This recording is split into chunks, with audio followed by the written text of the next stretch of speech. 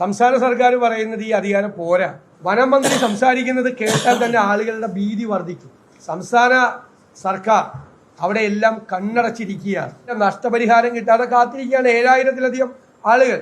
വനാതിർത്തികളിലും സമീപത്തുമുള്ള 30 ലക്ഷത്തോളം ജനങ്ങൾ ഉത്കണ്ഠയുടെ ഭീതിയുടെ മുൾമുനയിൽ നിൽക്കുമ്പോൾ അവരെ സംരക്ഷിക്കാൻ ബാധ്യതപ്പെട്ട കേന്ദ്ര സംസ്ഥാന സർക്കാരുകൾ പരസ്പരം പരിചാരി രക്ഷപ്പെടുന്ന ഒരു കാഴ്ചയാണ് ഇപ്പോൾ കാണുന്നത്.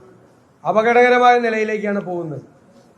കേന്ദ്ര സർക്കാർ പറയുന്നു സംസ്ഥാന വൈൽഡ് ലൈഫ് വാർഡന് വന്യജീവി നിയമത്തിൻ്റെ 11-ാം വകുപ്പ് അനുസരിച്ച് ഇവരെ പിടിക്കാനും കൂട്ടിലടയ്ക്കാനും വെടിവെച്ച് കൊല്ലാനും ഉള്ള വന്യജീവികളെ, അക്രമകാരികളായ വന്യജീവികളെ കൈകാര്യം ചെയ്യാനുള്ള അധികാരമുണ്ടെന്നാണ്.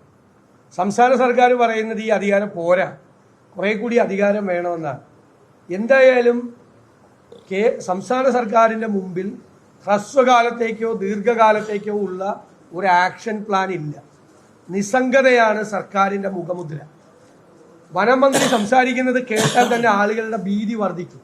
കാരണം ഒരു ഉത്തരവാദിത്വവും ഇല്ലാത്തതുപോലെ നിഷ്ക്രിയത്വമാണ് വനം വകുപ്പ് മന്ത്രിയുടെ മുഖമുദ്ര. ഈ നിഷ്ക്രിയത്വമാണ് സംസ്ഥാനത്ത് വന്യജീവി ആക്രമണങ്ങൾ വർദ്ധിക്കാനും അതിനെ നേരിടാനുള്ള ഒരു പദ്ധതിയും ആസൂത്രണം ചെയ്യാത്തത്. തമിഴ്നാട്, കർണാടകം പോലുള്ള സർക്കാരുകൾ നിരവധിയായ പദ്ധതികൾ ആവിഷ്കരിച്ച് ആ വന്യജീവി ആക്രമണത്തിൻ്റെ ആ ഗുരുതരാവസ്ഥ കുറച്ചു കൊണ്ടുവരാൻ, ലഘൂകരിക്കാൻ വേണ്ടിയിട്ടുള്ള നിരവധി നടപടികൾ സ്വീകരിച്ചിട്ടും സംസ്ഥാന സർക്കാർ അവിടെ എല്ലാം കണ്ണടച്ചിരിക്കുകയാണ്. കാർഷിക മേഖല മുഴുവൻ വലിയ ദുരന്തപൂർണമായ അവസ്ഥയിലാണ്.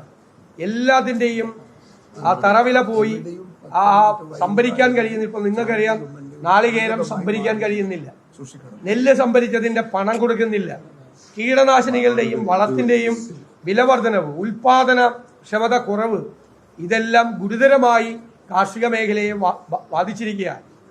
അപ്പൊ ഈ സമയം ഇപ്പൊ റബ്ബറിന്റെ സ്ഥിതി എല്ലാവർക്കും അറിയാം. 10 രൂപയാണ് റബ്ബറിന് കൂട്ടിയത്. ഒരു പ്രയോജനവും റബ്ബർ കർഷകർക്കില്ല.